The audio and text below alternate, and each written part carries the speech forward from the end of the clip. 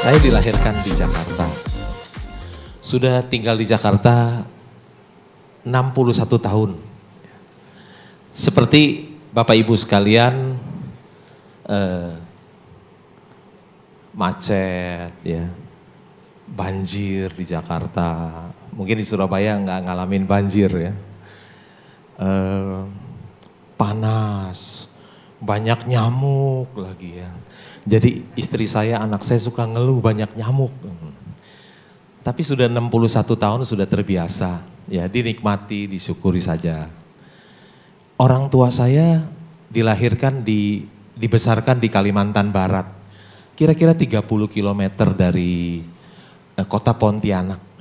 Pekerjaan orang tua saya sehari-hari adalah memecahkan buah kelapa. Buah kelapa dipecahkan dari pagi sampai sore. Lama-lama dia bosan, ada temannya ajak dia merantau ke Jakarta. Dia pergi ke Jakarta.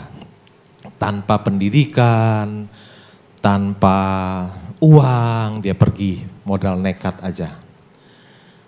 Orang tua saya bekerja di satu toko yang kecil, tentu saja hidupnya pas-pasan. Rumah saya ukurannya 4 kali 10 meter. 4 kali 10 meter, dindingnya bukan dari tembok tapi dari papan. Atapnya tidak ada plafon, langsung genteng gitu ya. Kondisinya sangat jelek sekali, tapi rumah saya lebih bagus dari Pak Hermanto Tanoko. Katanya lahirnya di kandang ayam katanya ya. Jadi rumah saya lebih bagus ya. Satu hari ada teman adik saya ingin main ke rumah, tapi kondisi rumahnya sangat jelek sekali sehingga adik saya malu kalau temannya tahu rumahnya jelek. Jadi dia muter-muter sampai temannya tersesat, dia baru pulang ya. Ketika saya SMA ada studi tour terakhir, jalan-jalan ke Borobudur, bayar 50.000. Saya nggak punya uang, jadi ada satu murid SMA yang tidak ikut saya. Karena saya nggak punya uang untuk studi tour terakhir 50.000. Setelah tamat SMA tentu saja saya tidak bisa kuliah lagi, jadi saya bekerja sebagai pegawai tata usaha di bank. Setiap hari pekerjaan saya ya disuruh-suruh, kan tamatan SMA nggak bisa apa-apa, disuruh-suruh. Ini fotokopi, ya saya fotokopi. Sementara saya fotokopi saya baca, oh ini faktur ya, ini BPKB, ini sertifikat, ini akte jual beli. Jadi sekarang kalau saya beli mobil, beli rumah, saya nggak pernah tanya orang, saya udah hafal suratnya dulu, tiap hari saya fotokopi. Ya. Kemudian saya punya uang, saya kuliah lagi karena habis kerja pulang dulu jam 4. Saya kuliah lagi, kuliah malam. Uang pangkal 50.000, uang kuliah sebulan 10.000. Itu 41 tahun yang lalu. Saya kuliah di kampus, di universitas swasta yang tidak punya kampus. Ada gedung di seberang RSCM, itu PSKD, siang untuk SMA, malam kosong dikontrak oleh universitas, saya kuliah di sana. Ya. Setelah saya tamat kuliah, saya bekerja di bank 11 tahun, nggak naik-naik pangkat. Kasihan ya 11 tahun kerja, boro-boro jadi direktur, jadi kepala cabang aja enggak, manajer juga enggak, asisten manajer juga enggak, kepala bagian juga enggak, jadi pegawai tata usaha terus. Karena pegawai tata usaha terus, jadi gaji kecil terus. Satu hari ada orang Surabaya, nasabah saya buka bank. Saya diajak. Waktu itu gaji saya mulai kerja 20.700. 11 tahun saya bekerja gaji baru 350.000. Kemudian orang Surabaya ini yang buka bank, saya minta 1 juta dikasih. Tambah uang kesehatan 50.000 jadi 1.050.000. Wah, saya senang banget. Gaji saya tiba-tiba naik 200%. Saya kerja habis-habisan deh. Nasabah saya yang banyak duit saya teleponin. Kalau dulu bunga tinggi kan 10%, saya kasih 12%, dia pindah semuanya. 1 tahun kemudian pangkat saya naik lagi jadi kepala cabang. Tentu saja gajinya disesuaikan jadi gaji kepala cabang. Gajinya besar. Tapi uangnya tidak saya belanjakan, tidak saya simpan di bank. Uangnya selalu saya belikan saham. Lama-lama 30 tahun kemudian uang itu jadi besar. Jadi besar. Tahun 96 saya menulis surat, saya mengundurkan diri, saya mau fokus jadi seorang investor saham. Jadi saya sudah 20 tahun tidak bekerja, tiap hari di rumah. Tiap hari di rumah. Juga gak bisa online. Seumur hidup gak pernah email, gak pernah bisa email, ngetik di komputer juga gak bisa. Betul-betul beda dengan apa yang diajarkan ya, milenial jago-jago semuanya teknologi informasi. Saya betul-betul orang jadul ya. Tanpa inovasi, tetap memakai metode yang lama ya. Metode lama yang tidak pernah usang tapi Pak.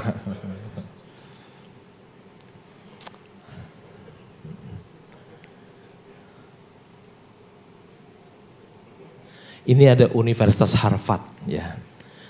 Katanya hanya 1% dari alumni Harvard yang punya uang 30 juta dolar.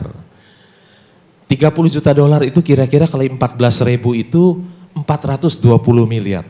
Alumni Harvard itu ada 300.000 sekian orang lulusan. Hanya 1% yang punya uang 30 juta dolar. Kira-kira 3.130 yang namanya ultra high net worth individual. Ini foto saya tahun 2004, 16 tahun yang lalu. Foto dengan patung John Harvard di Boston. Saya kuliah di Universitas di Jakarta yang tidak punya kampus. Setiap malam saya kuliah di gedung SMA PSKD di seberang RSCM yang disewa oleh universitas. Tetapi sekarang saya lebih kaya dari 99 lulusan Universitas Harvard.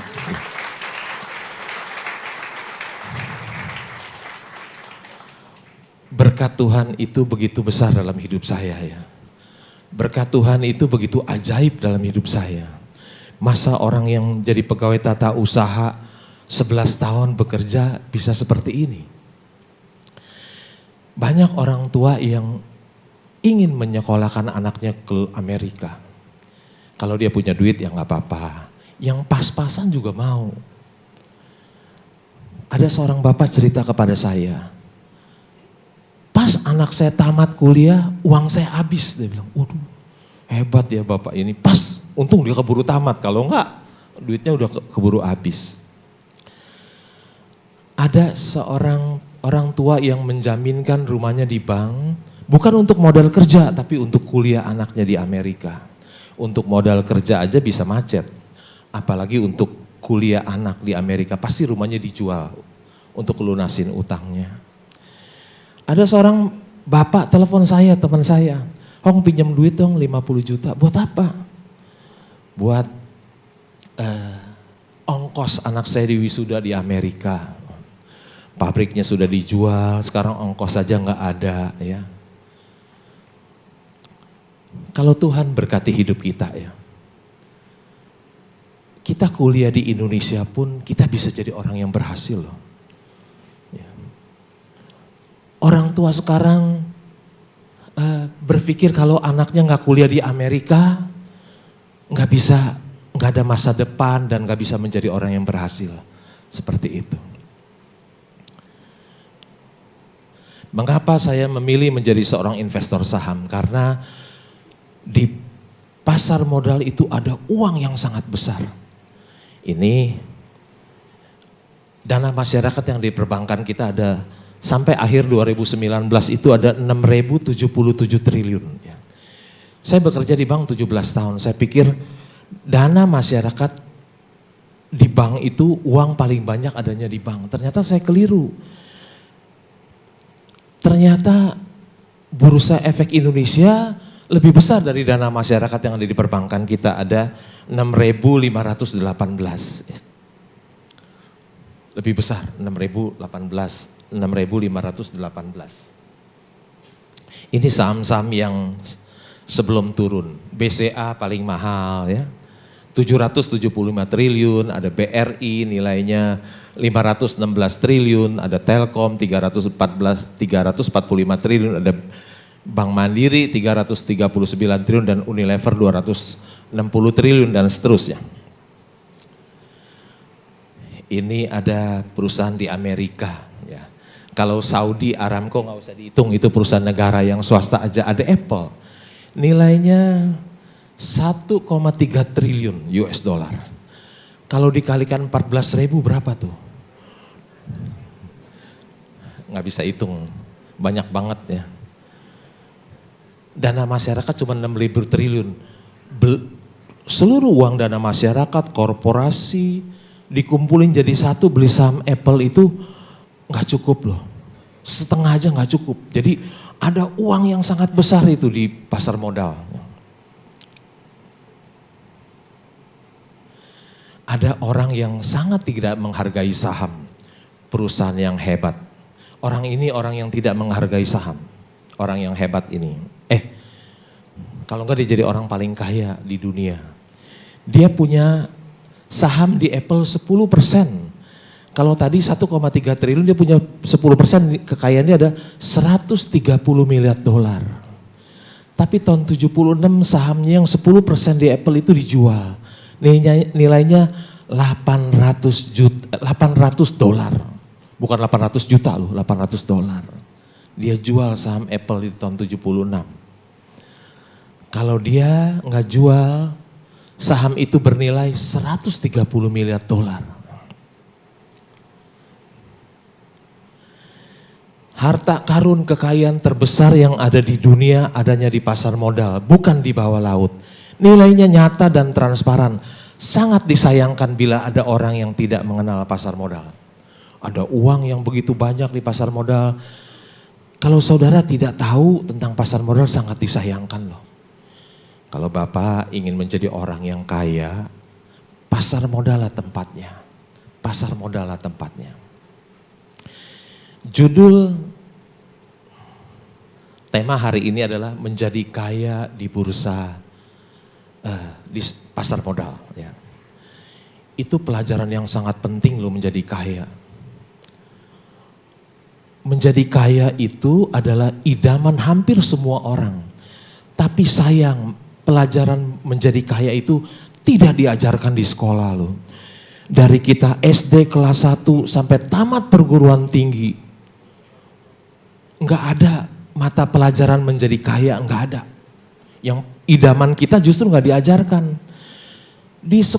Di sekolah kita belajar integral, diferensial, sinus, kosinus, tangen, kotangen, seken, kosekon. Setelah saya tamat SMA, nggak pernah saya pakai satu kali pun loh.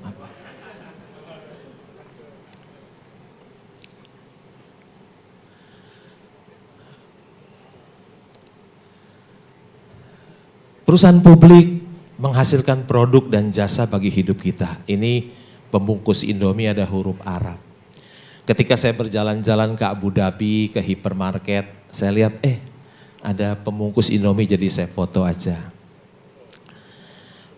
Pagi waktu kita bangun tidur, biasanya kita ke toilet. Begitu kita lihat mereknya Toto, oh itu produk dari perusahaan publik. Habis kita dari toilet kita minum. Ya. Kita minum apa? Minum Cleo. Kalau kita nggak minum,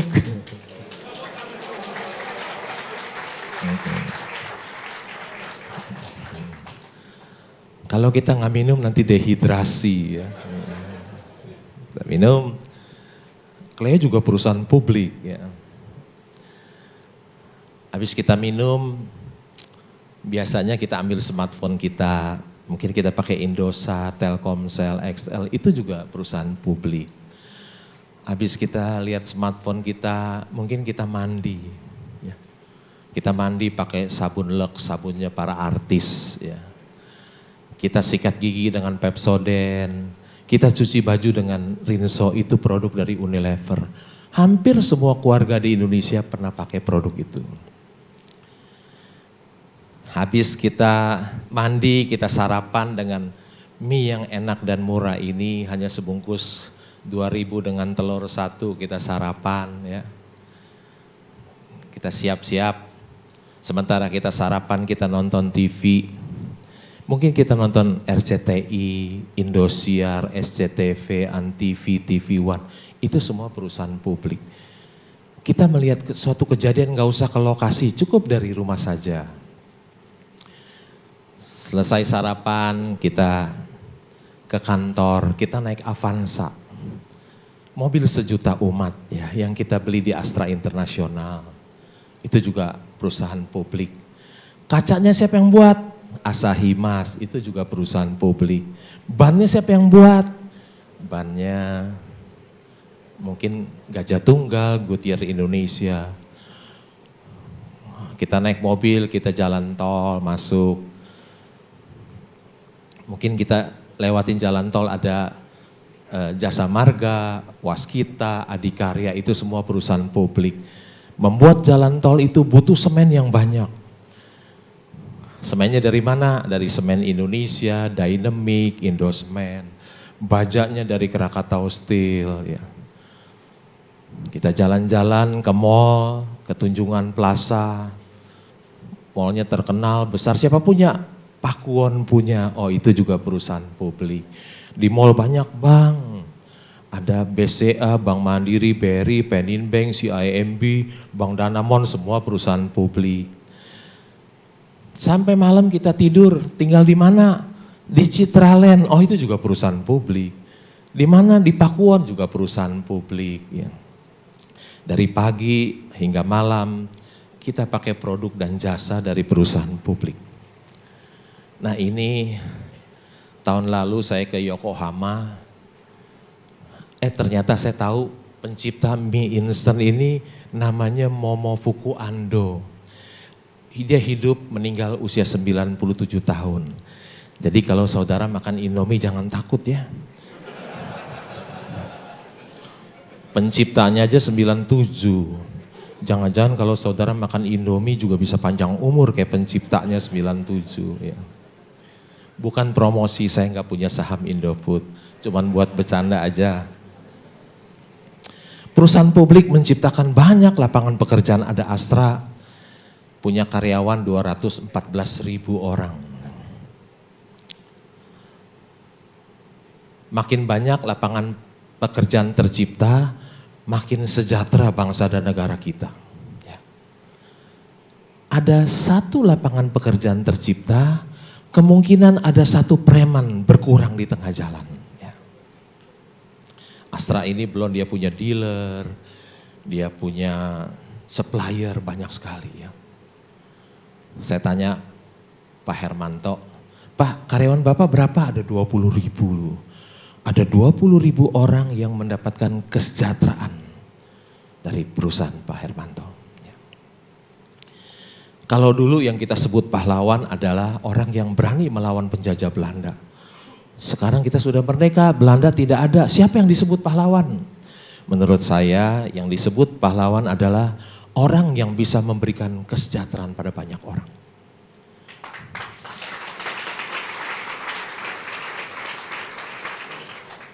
Pemilik perusahaan publik, pemegang saham, para eksekutif, mereka adalah pahlawan-pahlawan masa kini. Makin besar Bursa Efek Indonesia, makin sejahtera bangsa dan negara kita. Pernah satu hari saya bertemu dengan corporate communication Gojek. Dia punya driver ada 1,7 juta orang.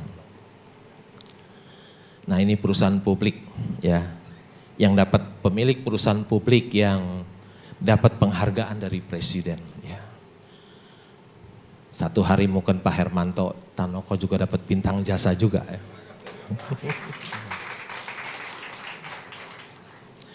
Perusahaan publik adalah pembayar pajak yang besar. Kita lihat Astra. Ya. Tahun 2018 dia bayar pajak. Oh ya sorry, BCA. BCA membayar pajak tahun 2018 6,8 triliun. 2019 membayar pajak 7,7 triliun. Jadi totalnya 14,5 triliun ya. Pajak dipakai untuk pembangunan, untuk membantu rakyat miskin. Perusahaan publik adalah pembayar pajak yang besar. Berbeda dengan yang ini. Ini adalah orang-orang yang mendapat pengampunan teks amnesti ada 4.000 triliun lebih. Sebelum diampuni, dia adalah pengemplang pajak. Hartanya bisa disumpetin tidak terdeteksi sama Dirjen Pajak. Begitu ada pengampunan keluar semua. Berbeda dengan perusahaan publik, dia adalah pembayar pajak yang besar. Ya. Bayar pajak adalah bukti cinta kita kepada negeri tercinta. Kita dulu ingin membuktikan cinta kita kepada negeri tercinta ini, kita bisa sampai mengorbankan nyawa kita loh melawan penjajah Belanda. Sekarang kita sudah merdeka, tidak ada lagi Belanda. Cukup bayar pajak yang benar, itu sudah bukti cinta kita kepada negeri tercinta. Bangga bayar pajak. Ya. Ada seorang investor saham mendapat penghargaan dari pemerintah Amerika, dari Obama. Kita mungkin masyarakat masih berpikir bahwa seorang investor saham itu adalah penjudi. Tapi tidak pernah terpikir oleh kita bahwa seorang investor saham juga bisa menjadi dapat penghargaan dari pemerintah. IDX menawarkan imbal hasil tertinggi di antara bursa utama dunia bagi investor jangka panjang. Bursa Efek Indonesia sudah terbukti memberikan imbal hasil terbesar di dunia. Saya bersyukur saya ada di dalamnya. Ya. Lihat, tuh, Indonesia nomor 1 paling atas. Ya.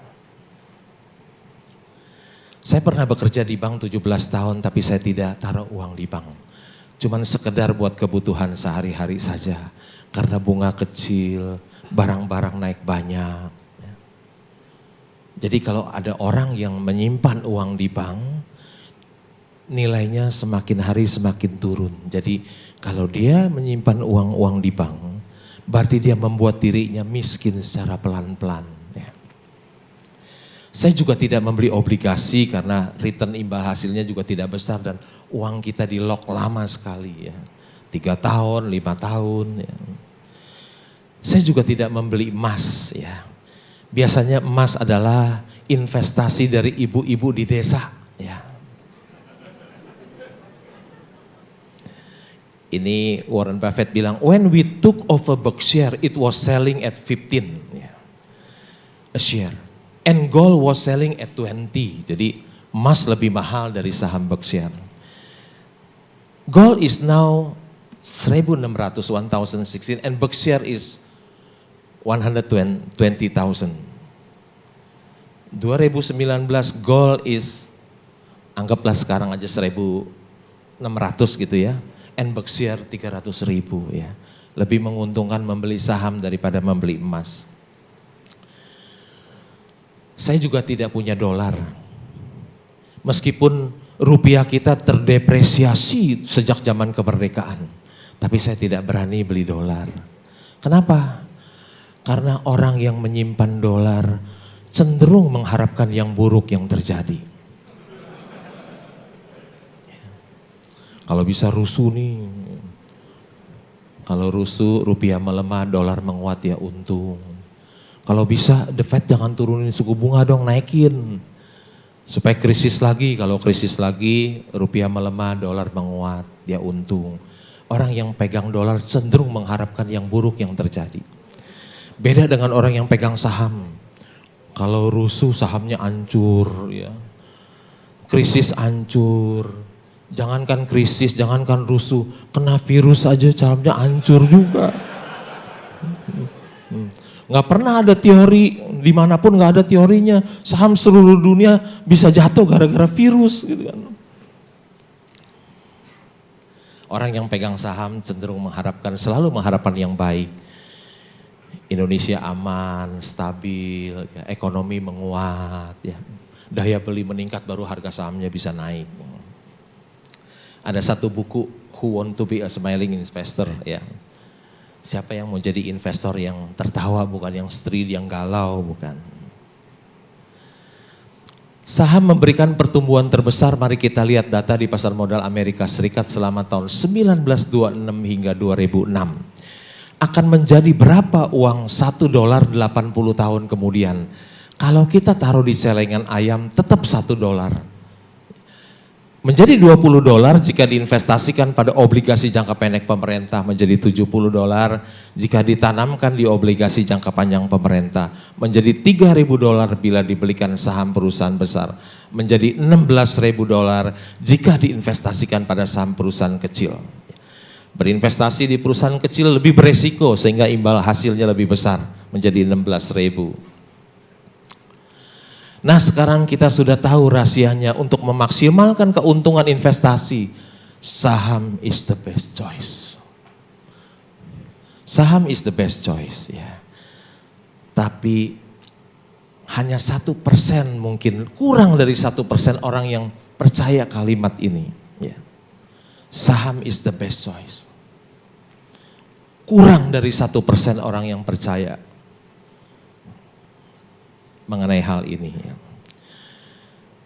Kalau Bapak Ibu sekalian, habis saya presentasi, saham is not the best choice, masih tetap bukan yang terbaik, maka kedatangan saya jauh-jauh ke Surabaya gagal total. Ya. Nah ini orang hebat nih, komisaris independen mantan, dia bilang dia pilih investasi apartemen, beli saham nggak mau, takut.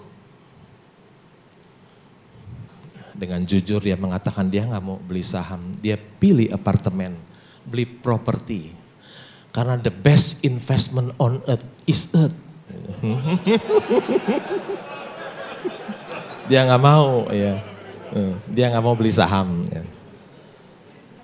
Nah, ini juga, ini direktur investasi, dia tulis di koran, ya. Dia bilang, dia jujur bilang sama wartawan, me and my portfolio, ya. Investasinya 70% di properti, 15% di deposito. Sahamnya mana? Gak ada. Karena dia percaya the best investment on earth is earth. Maka dia, kekayaan dia 70% ada di properti. Uang orang taruh di dia dibeliin saham, duit dia sendiri gak mau dibeliin saham.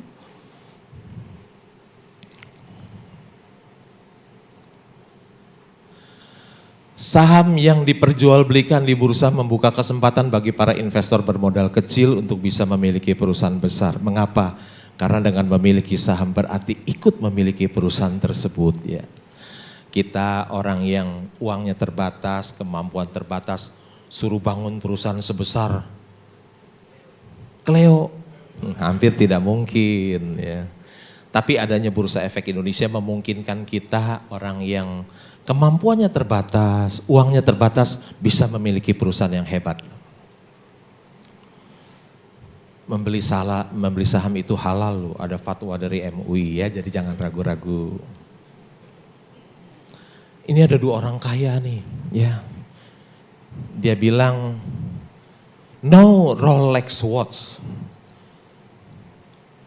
Juga tidak pakai berlian dia. Dia bilang, the goal is to be rich, not to look rich. Karena tujuannya adalah menjadi kaya, bukan kelihatan kaya. Nggak pakai jam tangan Rolex, nggak pakai berlian. Ya. Kalau saudara ingin jadi orang yang kaya, kelihatan kaya, jangan pakai jam tangan Rolex. Bill Gates aja nggak pakai jam tangan Rolex. Yang dia pakai apa? Casio. Jadi kalau saudara ingin jadi kelihatan kaya, pakai Casio, ya. Ikutin Bill Gates, ikutin Lee Ka-shing, jangan pakai jam tangan Rolex. Karena memang tujuannya adalah menjadi kaya bukan kelihatan kaya. Tapi masyarakat lebih suka kelihatan kaya daripada menjadi kaya.